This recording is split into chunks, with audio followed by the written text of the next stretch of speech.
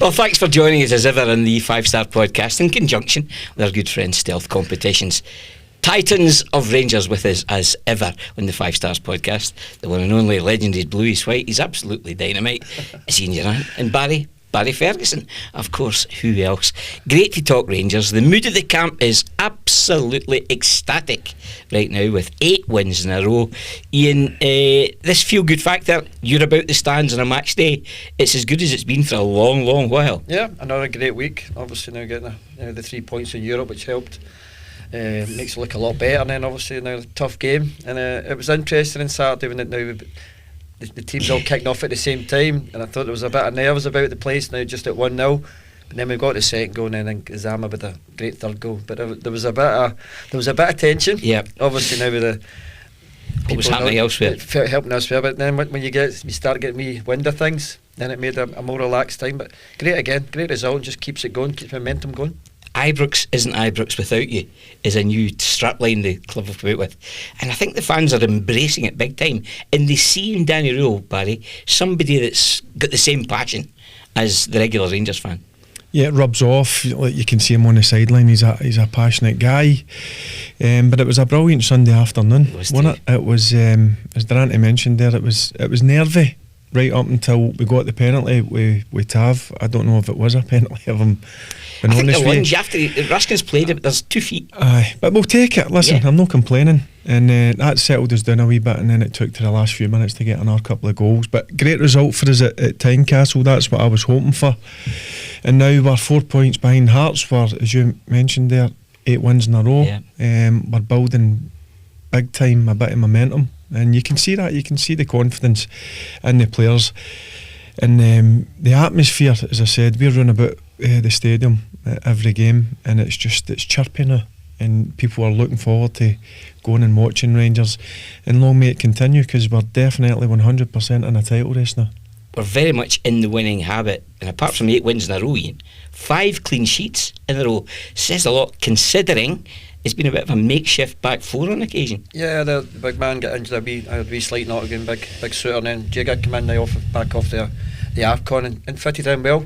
Again, solid, and that's the manager will be delighted with that. And again, the 3 goals are bust as well, so it's another good thing now that the goal tally's gone up, but also defensively looking solid.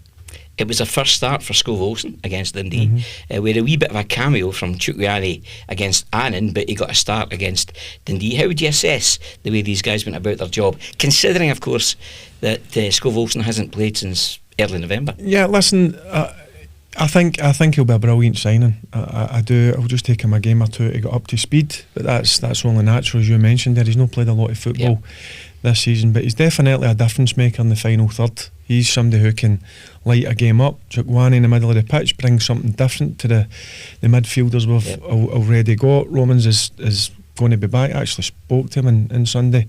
He's looking at being back next weekend. So 3 really good signings, and don't be surprised if there's another 1 or 2. I'm hearing that he's not quite finished yet. We were in Daniel's company on Saturday night at the official club Burn Supper, and his phone was sitting there. I was trying to just see how many calls he was getting along the way, but yeah, I think he's a man on a mission right now.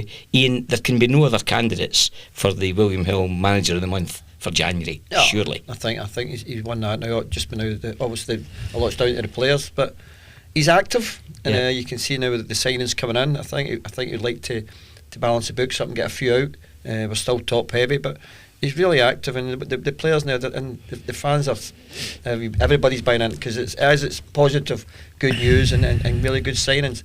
Along with Barrett, it also looked a bit rusty, but that's what's going to happen. But you're only going to get that with games, and so he'll be working again and training, get his fitness up, and in the games, and you can see it can come, because he showed a couple of wee touches. And once he gets his legs and that engine going, he's going to be an asset. Yeah, I think the depth of squad, Barry, never more important as we get into another heavy period of games. I think we've got 6 games between now and Hearts on the 15th of February. Well, that's what you want, a big squad, but you want a competitive squad. Now it's beginning to be competitive. If you've got that jersey, you need to make sure you perform to hold on to it, and if you don't, you've got good quality in the sidelines and even in the stand. So yep, that's certainly what we need in this next 3 or 4 months of the season. We're still in 2 competitions, And you just never know in terms of injuries, but I'm not as worried now because the squad now has got real good quality to it. Barry, you're less of a dinosaur than Ian or I, obviously, in I'm the glad you said circumstance. that.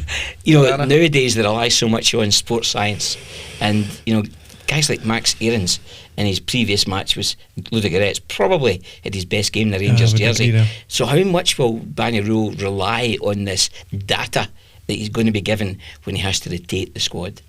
Yeah, listen, it's got an important role to play. Sometimes I think it just takes over too much, but you do need it. Sports science guys, listen, I work with quite a few of them are still at the club, and don't get me wrong, they were hard workers. They knew their job inside out, and you will have to rely on that. As you mentioned there, it's another heavy period with a lot of games. You just need to make sure you manage it, but the beauty is now we have got a big squad. I still think it's a bit top heavy, but I think you'll see some outgoings going out the door in the next week before the window closes. But there's a lot of quality, and when I look at the squad, it's probably the strongest it's been in a long time. Ian, I don't mean to be disrespectful saying you're a dinosaur. I'm a dinosaur. I'm a Tyrannosaurus. But you've been there in a coaching capacity. How important you look in the eye of one of your players? Can you tell whether they're ready? Of course you can, and I'm under no illusion. If you want to play just now, I'm looking at Diamondi the last couple of games. Now it's no coincidence we've signed a couple of midfielders, and he's up to sharpened his act. Yeah, I know. Well, now we all knew it. Now Barry obviously knows him better, but there's a great player in there, and but you know, and then just now with the way on the run you're doing, the players will want to play. And just now, if you drop out, I don't think you want to drop out just for the sake. If you say you're tired, just now you'll train and you'll play as many games as you can. And then with the run of games coming, now you look at tough one in Porto, then away to Hibs and Motherwell. Tough now, big 6 pointer now, big games. And then at the end now we'll get the Hearts in between now, the Scottish Cup as well. So tough games, but just now, you know you've done your hard bit now, the hard graft over the winter month there. Now that was a lot of games. Now we know what we're aiming for, and now it's there to be in for. Now we're back in it, Scottish Cup, the league. So it's enjoyable, and make sure now you want to be part of it. I think every player I've spoken to over so many years have always said they would rather play than train. Yep. What will training look like at Auchenhowie at the moment? Ian? Just that the French players will be doing more. The boys that have been playing now the heavy load, they'll be getting looked after. That's when the sports science Barry will tell come in. Now they'll be getting their prep, they'll be getting their recovery. But come match day they'll be ready. And but the ones they'll be top up squad you call them, they'll get a wee top ups, maybe a wee closed door game, a bit more intense training, and just to make sure when they're ready they need to be called upon. Just to confirm, the shirt is teal or petrol, and certainly not too sure about that. the other Not side too of the sure. city. Yeah, I knew it was going to get We've blended the lights one. down in here. I love the way. Stealth competitions, I might buy a new shirt, win a new shirt, lose your shirt, get on there. You might be lucky. A Lamborghini in this weather, I'm not so sure. Don't think that'll be too iffy. Now you got the slicks on. Have to talk about the phenomenon. James Tavernier, 100 league goals, Barry. Unbelievable. Listen, I've said it even before I went in last year to take over the reins. He came in for a lot of unfair criticism, in my opinion. If you look back in the 10 years he's been and what we paid for him, 300 grand. Yeah. It's a brilliant, very rarely injured. Brilliant piece of business. And then when you get to know him personally, he went way up in my estimations. He was a brilliant captain. He was a brilliant run about the place, and he was a real leader on and off the pitch. And a good influence in the dressing room. Yeah, very good. And do you know at the start of the season when he was at the team, he wouldn't have spat the dummy out. Right. He would have got his head down, worked hard, and believed in his own ability that he would get back into the team. And we scored that goal. And Sunday I was delighted for him. I actually seen him after the game. He come up, we had a good chat for 5 or 10 minutes. So I was delighted. Yeah, he's delighted. And listen, he's running out of contract as well. His contract's up in the summer. We're having a wee chat about that, and you can see he's desperate to stay. His family seem very settled. Yeah, he's very settled up here, and do you know what? You need people like him running about the club, good experience in the dressing room. Don't forget, you can't buy experience, and he's certainly got a lot of experience. We've been here for a long time, and I certainly think he would be a big influence on the new players coming in, and even the younger players coming through. But on Sunday, when he put that penalty away, yep, I was over the moon for him, because he deserves it. Yep. He really deserves it. A lot of people will say most of his goals have come from penalties. Ian, you've still got to convert them. The pressure was massive. Exactly. And but he gave him a great reception after the game. I was very pleased, and Barry had a few words after the game in the copy. Now Barry was been the match sponsors, and Tav obviously get the award and come up after the game, and the wee man gave him an absolute. Was it Athol Industries? They're the match sponsors. Yes, yeah. I think they just live in Ibrox. I know he does. Big Ian and Debbie. The young circuit stood up and had a wee speech about Tav, and it went down very well. And I think he was very humbled with it. Tav, now I'm sitting at the side, and he was sort of telling him it was great. It was a great wee bit and a wee bit of camaraderie. And he knows we appreciate him. And I think a lot of fans they should appreciate what James Tavernier gave Rangers. And Danny Rule seems to know how to manage him best. Yeah, but I mean, he'll know himself. Look, one thing about him, he does really look after himself. He was one of the first in, Tom, and last away, when I was in charge last standards. season. Yep, and look, a lot of the boys look up to that. Look, he knows he's getting on, but I still believe there's a lot of football in their legs, James Tavernier, and hopefully over the coming months we'll see him put pen to paper and extend his Rangers stay. Leaving aside the match against Porto that's coming up round the corner, when Ian will be sunning himself in Dubai, and you and I, Barry, will be frozen taking the game in. Tom, I'll be working. You'll be working. You don't get tenants out there. you need to be on the ball and just blow the froth off a few. I'm bang on the Moretti now. I've ditched the tenants. Here, he'll find somewhere. Believe me, he'll find somewhere. I had him here. I was with him Saturday, Sunday. Jesus Christ, man, still recovering. 2 years. A good weekend of it. It was great. Just before we go on with that, you're off to Dubai. I know we're making a joke of it, but it's a working trip for you. Who else is there? Big Mark Catley, the gaffer, Graham Souness, David Edgar, from and young Robin Keane, the singer. Not Roy, not Robbie, but Robin. Me, Robin. Yeah. So she began with a couple of tunes, but they call it the Legends Weekend. So I'll be going there, and I'll be putting the young sir here up for next week's Legends Weekend. Apparently now, big jigging. Kevin Thomas went there last year. It was brilliant. Now, bit of Q&A, bit of now obviously meet and greet, a bit of golf. And then, fortunate enough, when we arrive, we can get to watch the Porto game. Don't know what time it'll be on it right enough, but we'll be watching it. It's a big game on Thursday. That's absolutely right. It's a game we look forward to again after the Lugates. Now we get another. It could be more money for the club. Yeah. We'll have a look at the Porto fixture shortly, but talking Tavernier, I think back to his Rangers debut. Mm-hmm. We beat Hibs 6-2 on their own patch on the Challenge Cup, I think it was at that time. So going back here to 10 years ago, 2015, he scored a stunning free kick. Mm-hmm. He set the tone when you think about it from day one in his first appearance. Yeah, listen, that's one of the things about him. He can score all sorts of goals. Yeah. And again, I'll go back to it. He was always staying out after training. We'd go and take a bag of balls and just go and whip things in. Yep. And get one of the young goalkeepers, or Liam Kelly would generally stay out because Jack Butland was the goalkeeper, and he'd obviously done a lot, played a lot more games, so he would make sure a couple of keepers were out. And that's the one thing I noticed about him, that I would say to the younger players, look at that. That's a guy who's obviously played a lot of football. He's the captain. You should be doing that after training. 10-15 minutes, go and practice, because if you practice you only get better, and that's one thing that he's certainly done. And go back, I remember that goal. I mean, he scored some important goals. The other one that comes back to mind was it Tannadice? Remember the free kick? Stunner, one of the best ever. And go back to the amount of goals. I don't care if they're penalties. To score 100 goals for a fullback position is frightening. He's 550 odd games, something like that.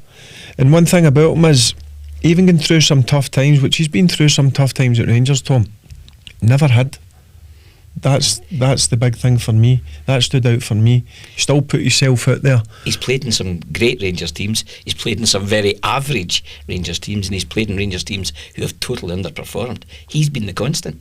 He has, and that's the reason why there's been so many managers, but all the managers that have come in have generally wanted to keep him and play him. So that tells you. Like a lot of some of the fans that give him a bit of criticism, it's just because you're the leader and you're the captain and things weren't going according to plan, you're going to get that. But he understood that. He took it on the shoulder and just went on and got his job done. But like overall, for the price we paid and what he's given back to the club, I think he's been an unbelievable servant.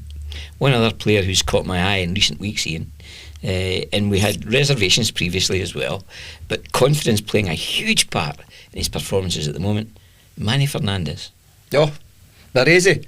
He's been different class. Again, now he's actually been the main thing at the back, along with Tavernier. He's been great now. Giga and now big Suter was in, come in, looked great again. Then he obviously get the wee knock, but he's been magic. And I mean, going about all the time now. Set pieces, he's an asset, and he'll be delighted with his form.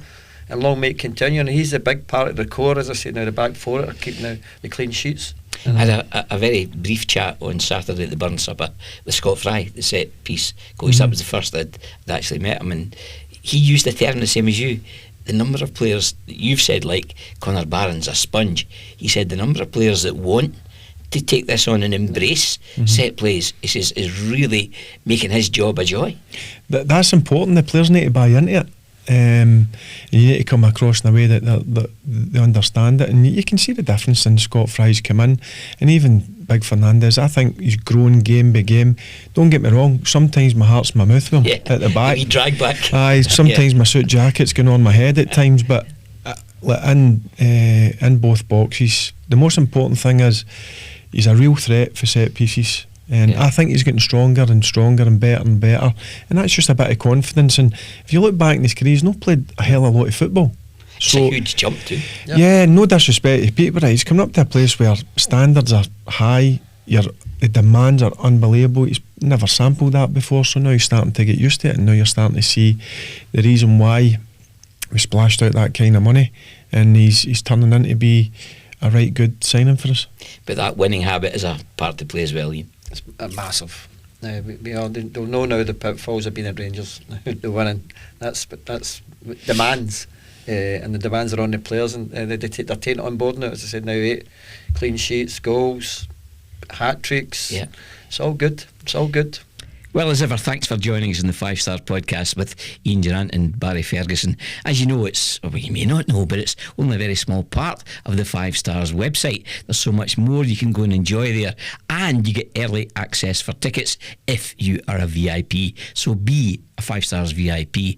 Tickets, competitions, hours and hours of quality content, including some wonderful exclusive interviews with guys like Kim Arroof, Peter Lovenkrands, and so much more. Make yourself a regular on the VIP site of the 5 Stars website. We do go head to head with Porto in their own patch on Thursday coming. They're flying at the moment as well, winning 3-0 on Monday night in a domestic league game before they play Rangers on Thursday. I think they're 12 in a row undefeated or thereabouts. I have this slight concern that if we don't get the result there, it might just slow down our momentum. But then again, I think we'll go into that fixture with no fears either, Barry. Yeah, I think you've got to be realistic. Porto are a top team. They're a Champions League team. I know they're Europa League this year, but we know it's going to be difficult. But do you know what? I think we'll go out with a game plan, and we'll find ourselves hard to beat. I think he'll go out and he'll try and frustrate them, and then you know what it's like. If you start frustrating a quality team, the fans might go on their back a wee bit. So look, don't be surprised if we come away with something for the game. It was good to get our first 3 points on board. That's us in 4 points now, so it'd be good to go over there and get something from the game. But if we don't, I don't think it will affect the weekend against Hibs. I have no issues with that, and no problems with that. Very pleased with that. I think the Ludogorets win was worth around £500,000 to us, so there's another King's ransom potentially available just to get the result in Portugal. But Ian, I look at the manager, Danny Rule, again, and he's got this bravery about decision making. He'll mix it up, he'll change formation, he'll ask players to play perhaps they weren't quite expected to play, but he seems to have the mildest touch on decision making. Oh, what he's asking, they're taking on board and doing it, and that's the main thing. And as he said, now he's not afraid to make decisions, and that's a good thing. He'll see things in the game, and it's maybe not working. So now fix it as quick as you can. And the players that are coming in and what he's asking them to do, they're doing it. So obviously there's a lot of work in the training grounds, because you just can't throw that in. But so obviously if that's not working, then we'll go to plan B then C. Then so there's different formations, different tactics, but they're all buying into it. And everybody that's coming on knows what they're doing. So they're coming in, so it's not as though it's rocket science. They're coming in with a known okay, then this is what we have to do to affect the game. The special one was a manager there before and won in Europe, of course, 86, I think, major trophies won by Porto. But it's not about reputations, and I think that's one of the big strengths for Daniel. He doesn't rely on reputations or opponents. It's about what we do, not what they do. Yeah, focus on number one, and it's what Rangers is all about. Don't focus too much. Is that what you did when you went head to head with Mourinho? Yeah, because if you start thinking, I mean, he's one of the best coaches that's ever been, or manager, should I say. And Fenerbahce were, in my opinion, when we watched plenty like videos on them, they were a right good team. Yeah, I just see similarities. I just thought, see if I focus too much on Fenerbahce, they'll be sitting there thinking, I don't fancy that. So focus on ourselves and get them a bit of belief that we can go here, come up with a plan where we caught them by surprise with changing the formation, and that's why we got the results. So focus on ourselves and what we are all about. Yep, give them wee bits of information on who you're playing against, but sometimes I just think sometimes you get carried away how good the opponent is, and then that can obviously have an effect on your players. Ian, was that the kind of game plan that Walter Smith would adopt in Europe when you were playing a big gun? And just park the buses with a gaffer, wasn't it? No, he had game plans. He'd set us out to be now stuffy, and we knew when we've got McCoist and Haley now when they're in their prime, you knew if they've created chances you were always going to get a goal.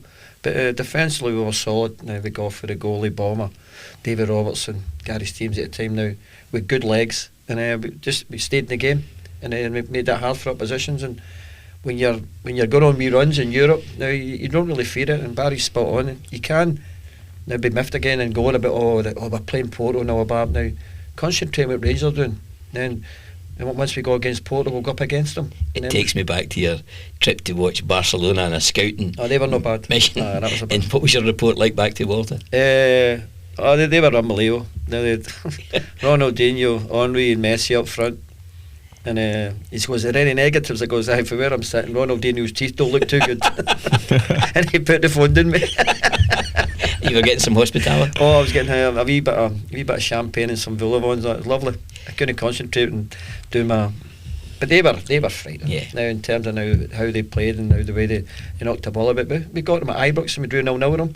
And so on any given day, the greatest team in the world, you can still pick up something against them. Yeah, Thursday then we that come was back. Messi. It said that it'd get football stopped, wasn't it? He did actually. It's right, But listen, see the thing with Walter Smith and Durrant, it was all obviously in the coaching team as well. See if we went toe to toe with them and tried to play them at football, we were realistic. Yeah. They would batter us, so we had to come up with a plan, and that plan was just to make it horrible for them. Yeah. And we got a point. The gaffer had a great line in Barcelona. I remember he beat us 3-0. And he came in after the game and brilliant. The boys were now. He goes, well done tonight, great shift. And then the good thing is, we don't get into the final now. And that again boosts confidence quietly. Yeah, because big Sasha Papac. He was in his bed for 3 days trying to man Messi. He screwed out the turf. Yeah. But it was just now when you go to these, you've got to embrace these. And Barry, he's been on about it. See when you get to these places like Nou Camp, now Porto, lovely stadium, you just can go and enjoy it. Go and enjoy it. What was it? We were 2-0 down after 10 minutes. 2 minutes. Then there was a wee guy, there was an electrician abseiling for the scoreboard. The thing was nearly blown up. It's when you look up at that scoreboard and you think, there's 80 minutes left there. It's been flying in. Aye, and that's what the gaffer was good at, and the coaching staff is just, listen, sit in and just make sure we defend. Aye. Yeah. Because we were a bit too open to start with. But that's the difference with good managers and good coaches. Identify it, it gets passed on, the information gets passed on quick, and then it was just basically, I think the possession that day was 88% possession with Barcelona. I think I touched the ball about 7 times and 6 it was Mahid. That was interceptions. Aye. Just running about. Wow. A tradition is, of course, the managers share a beer or a glass of wine after the match. Did you have a glass of wine with Josie? No, because we were fighting with him at half time, and then they had but the Derek McInnes said he was fighting. They had the goalie coach. It was just he was doing my head. I think he was an Italian guy, right. But he kept going out and he was trying to influence the fourth official. I'm obviously had a wee ding dong with him, and then I looked behind me, Neil McCann, he's fiery, and then at half time we're going down the tunnel, and it was a It was getting a wee bit over the score, and then that continued into the second half, and then at full time it wasn't very pleasant. They weren't very happy. Aye, but do you miss that? Do you miss that opportunity? Do you think you 10-minute chat with Jose Mourinho might be? Aye, but I had a good chat with him before it, and then I seen him in the presser after it as then well. You gave him the custard pie. Aye, but then the one at Ibrox, to be fair, I had to say sorry. I just get overexcited there. I forgot when that ball got blasted off for the penalty. Yeah. I've ran on the pitch and then I've jumped on Cherny and I've thought, I'm meant to go and shake his hand after the game. Yeah. So did you not come down to the dressing room? he come down and he understood that. So that tells you what sort of man he is. He came into the dressing room and he's like, listen, it's fine. You were away. You're a bit excited. This is your club. You enjoyed the moment. And he shook my hand and wished us all the best. So that's what type of guy he was. But to come up against people like that, the tricks of the trade. We had a wee glass of wine with Rijkaard after the game. Right. Home and away. Aye, good. I mean, it is part and parcel. But passions, you can't take the passion out the game. But as Walter Smith said to you both on a regular basis, you have to be respectful, and you have, as Rangers, you've got to have a bit of dignity, am I right? Aye, sometimes you just get carried away, and I get carried away for 20 seconds. But it was a big moment for the club as well. There was a big payday for the club, and it was a big moment for everybody connected. So he understood that. Because he's an experienced manager, he would probably have done it when he was younger. Yeah, of course. I know a couple of times he ran down the touchline, didn't he? Yeah. So I think he totally got that. Totally got it. You came back from that match to take on Celtic, which was big. This week, Danny Rowe's got to do something similar. Come back from Portugal, limited rest time, and then go to Easter Road, Ian. Yep. And while Hibs at the moment are having a bit of a bad trot, it's fair to say, knocked out the cup by Dunfermline, shipping 4 against Falkirk, take nothing away from Falkirk. Jeremy McGlynn's got them really fired up just now. But you just know somewhere down the line, David Gray and his Hibs squad will find something extra in their locker come Sunday. Oh, the Rangers are in town. They always find something, don't they? It's always a tough on Easter Road, but looking up, we've been doing okay there lately. And again, it's what the manager does on Thursday now, as you say, not a lot of time between the games, so it'll be interesting to see what he does in terms of formation, who the players are, because now it'd be great to get something against Porto, but again, our priority is Easter Road on Sunday. Anything we get out of Porto will be a bonus, and we're tough. And we've just got to now, as Barry says a lot of time, when you go to Easter Road, you need your working gear on, so you're going to work, and then you've got to make sure you work hard on Hibs. Who plays up top? Barry. He tends to play Chermiti in the European game. Majlowski had very little to work with against Dundee, unless a new face happens to come in, of course. Well, we're linked with Hansa Rostock. Yeah. 6'4". I watched a few highlights of him yesterday, and he looks the part. I know it's the third tier of German football, but seemingly he's a lot of people think a lot of him. So it'll be interesting to see if that gets done this week. If you're asking me who comes in to play on Sunday, I would probably go with Chermiti away from home, if I'm being honest with you. Put a bit of physical presence on. I know he's not scored since the Old Firm, and he's not hit the heights that we were expecting after that double. Yeah. But out with that, his hold-up play's been good. His work rate's always been good in my opinion. So if you're asking me who I think he would go with, probably Chermiti. I think he'll want a piece of the action in Portugal, his homeland. Yusuf Chermiti to catch an eye. He will be, and obviously now international as well. Now you never know, now with the World Cup coming up, now anything could happen if he goes on a wee goal streak, and if you're in your homeland and you want to impress. So it'd be interesting, but I'd go along with Barry. I think Chermiti may just be the number one pick. And looking at German striker, as Barry's alluded to, if anyone knows the German market, it'll be our manager himself, Danny Rowe, being assistant manager of the German national team, working at Bayern Munich, and the big strikers from Dresden, which is where Danny Rowe hails from as well. There you go. It's the 5 Stars podcast. Always great to have your company in conjunction with Stealth Competitions. Do yourself a favour, get on their website. You could be very lucky. Got a new wee app now. I haven't seen it. Have a look. Big G-Man was telling me a new app. Have a look. Yeah. That's No free for the flight, Ian. You can go on there. No free tickets, but unfortunately, but that's just the way it's been. I fancy a wee shot at Lamborghini. Lambo. Aye, Lambo. that would do. And were you getting picked up at Dubai when you land there? You'd be treated like a king, no doubt. I'd like to think so. No, we will. We were well looked after. And we'll go and see Mr. Souness. We'll have a bit of laugh with him. But I'm looking forward to it. It's good now. It's Will you get your usual welcome from your former manager, Yep. Mr. Butt? Yep, he'll be all sorts of words to be calling me, but it'll be good form. He's the last time I seen him, he was in great form, in fact, and he's enjoying life now for Gaffer. Now he's doing a lot now after dinner stuff, meet and greet people, and he loves his golf. So there's a wee game of golf. So yeah, very much looking forward to it. But he'll be telling me now the right of the world again. He'll be everything will be about him. But looking forward to it. His stories are pretty legendary, not just about his time at Rangers, but what a career, what a CV Graham Souness has. Barry. Aye, listen. You played for him at Yeah, Blackburn? what a player. That's one of the reasons why I decided to go there, because he's been one of the best players that Scotland's ever produced. And I just wanted to sample playing under him. He was a hard taskmaster. He was. I remember the first game, and we come in. I get brought off actually against Leeds. I wasn't great, and he just said to me straight, "It's the worst $7.5 million I've ever spent." Did that inspire you? Aye, do you know what, I like that, because I just get my back up a bit, and then just desperate to get into training, and then the next game, fortunate for me, I was a bit better, and I started to do alright for him. But no, it was interesting to play under him, that's for sure.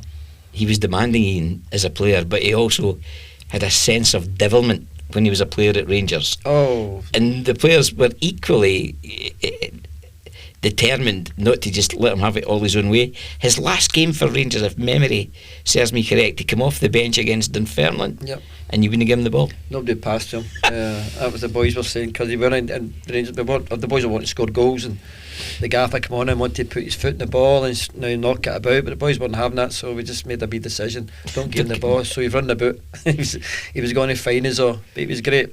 He created along with the gaffer now, he created a great atmosphere in terms of getting everybody together, and you knew your job. And if you didn't do your job, you weren't going to play. And along with Barry, fortunate enough now, he took a wee shine to me, and enjoyed it. And you pinch yourself when you think about now you're playing the middle of the park with Graham Souness, and it's now frightening. And it was an education. Playing beside him, how good a player he was. And now he was 33 at the time. I just imagine if he was going for 3 years, what he would have been like. Yeah, because he was still unbelievable at 33. And he had changed his lifestyle when he went to Italy, hadn't he?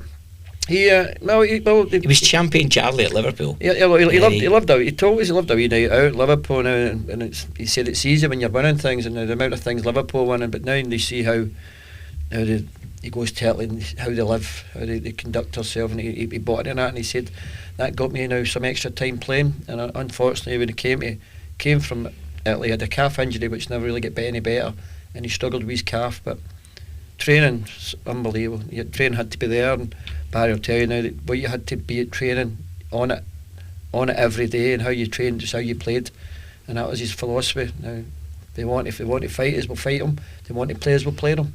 That was that simple. No rocket science, no big team talks. Do your job. You know your job. Who you're playing against. Blah blah blah. Go and win the game. Miss him as I liked him as a pundit. I thought he was really good. Just straightforward. Said how it was. Language. Aye, but he was. I thought he was really good on Sky. I really liked him. He's a miss. There's no doubt about that. Do you see, to you both, there was a great relationship when Graham Souness came to Rangers with David Holmes, who hadn't long come in the door under the Lawrence Marlborough management or directorship, and they had real chemistry. I'm looking at Danny Rowell and Andrew Kavanagh at the moment, and there's a bit of chemistry there. There are similarities. Yep, and that's what you need. You need a good relationship with the guy who runs the club, and you can see there is a relationship. Andrew, to be fair to him, has put his hand in his pocket and supplied them with 3 really good players. I know one's a loan signing, but I would imagine there's a loan fee involved in that. And as I said to you, a week to go until the window closes, or 6 days should I say, I think you'll see another player or two, and that just shows you that the chairman is willing to back the manager, and I'm sure the manager is enjoying that, because he wants to give his wee bit to the team as well, because let's be honest, it's not his squad. He's inherited the squad. He wants to add his wee touch to it, and I think you're seeing that with the players that he's brought in. I'm really impressed with the players. I think they'll be real good Rangers players, and hopefully there'll be another couple. It's vital, that relationship between board and your It's probably the manager. most important, because the manager knows that he can get backing from the club, and they've come in and this new regime of what now the 49ers, and they've made mistakes, and but they quickly rectified it, and they've come in, they've got Danny, and they've backed him up, and they'll know, because everybody will be telling them about the club. We've had a meeting with him, we've now laid the law now what the club's all about, and he took it on board, and he's approachable. He's a good lad. He's honestly really good. I think he'll be a great chairman for the club, and but he's approachable, and that's the main thing. You go up and you have a conversation with him. It might not be about football, but it's something else. But he knows, the manager will know, now he's got the backing. His door's open. Exactly, and you can see it, as you say now. It doesn't mean now we've been speaking about a couple of weeks. Everybody's talking now. Yeah. I can't get a word in now. Is that right, Barry? I'm not believing that. No, so that's what it is, and as I said, he'll know.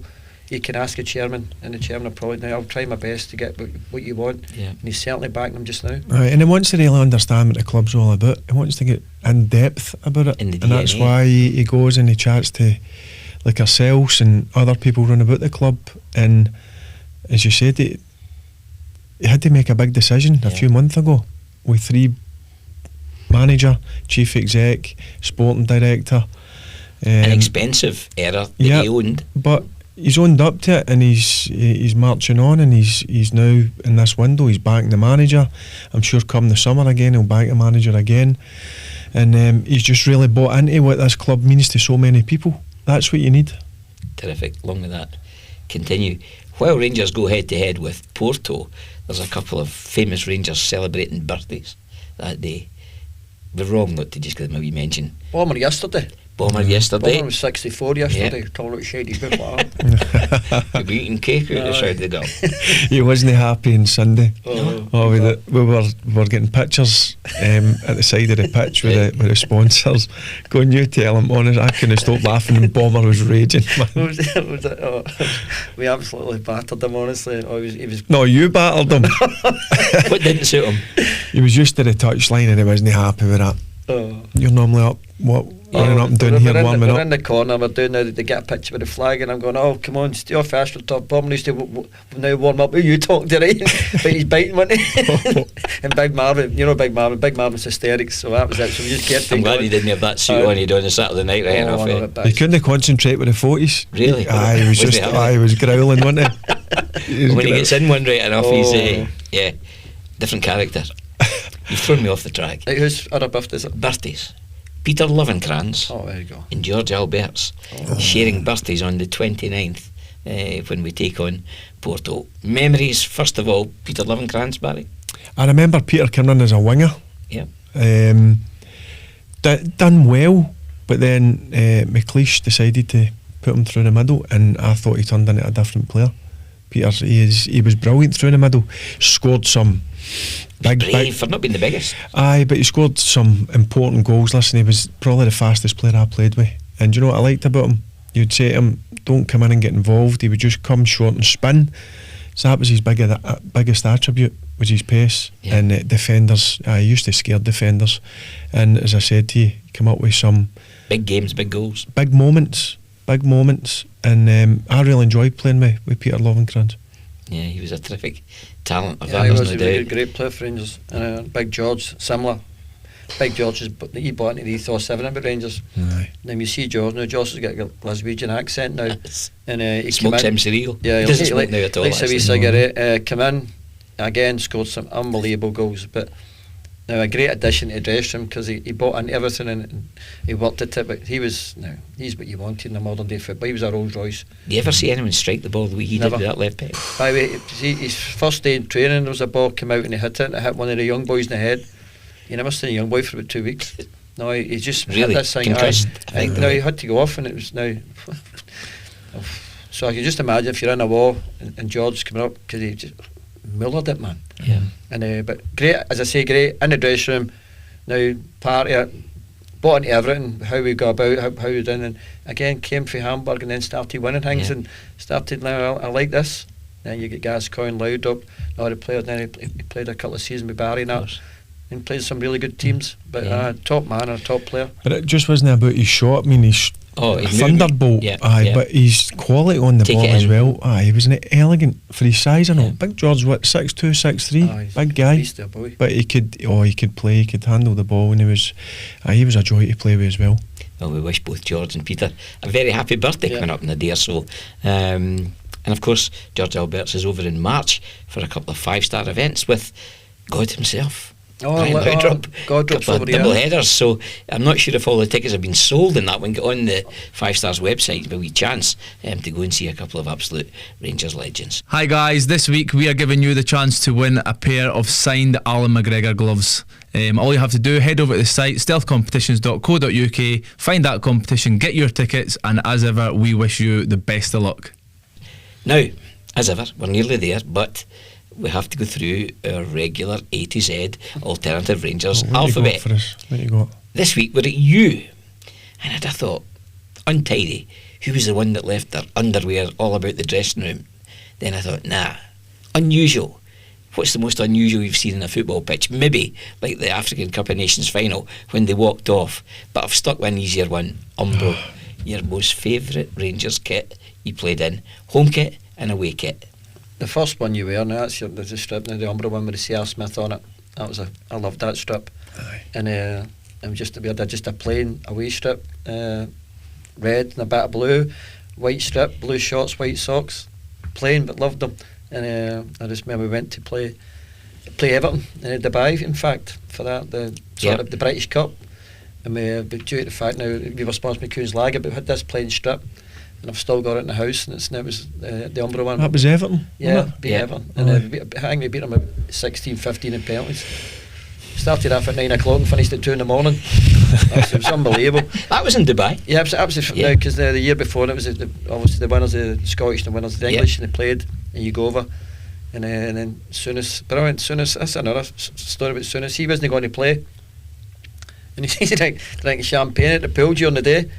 Then we're getting beat 2-0, and then he comes on and we draw 2 each. Wow. And he set a goal up, and then he came on because we were getting beat, and I was just thinking, now 5 hours ago he was drinking champagne. I'm good, and it was great. And but I love the Umbro stuff. That was the blue with the white crossover collar. Yes, just a crossover. That's the best one. I was actually flicking through and I seen a game against Hamilton Accies. Remember Durrant get sent off, went down to 9 men. Do you remember that? And Graham Roberts gets sent off, Right. and that was the strip. New Douglas Park? No, it was at Ibrox. Ibrox. 2-0.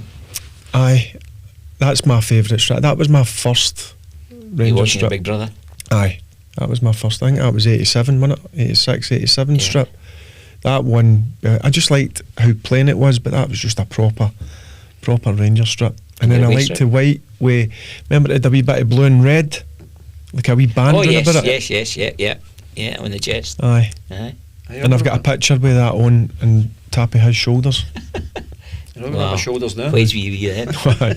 10, something like that. No, I was younger than that. Younger, No, I was 7 or 8.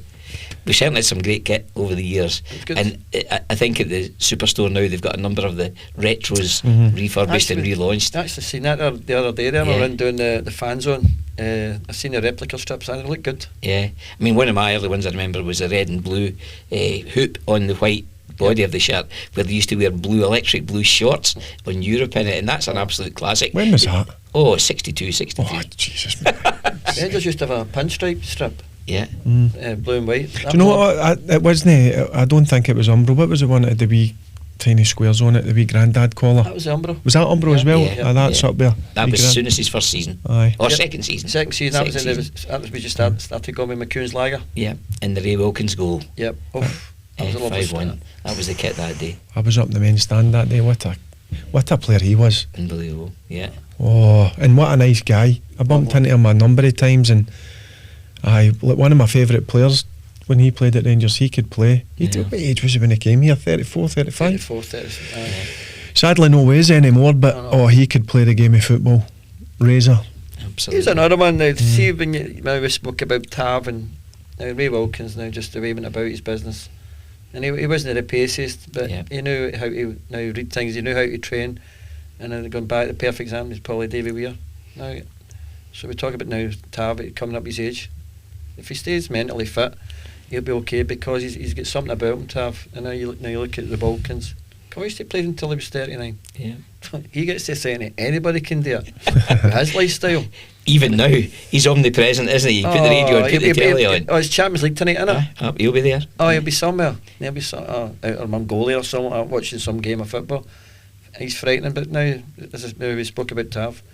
Tav will know what his own body can do, and if he looks after himself and you get proper people look after him, you'll get another few years out of him. We've had a great mention or two of James Tavernier today in some exalted Rangers company. We really have dropped a few names today on the 5 Stars official podcast, and it's been great to chat Rangers with Ian and Barry. Ian, wishing you all the very best for your trip to Dubai. Say hello to all the boys out there.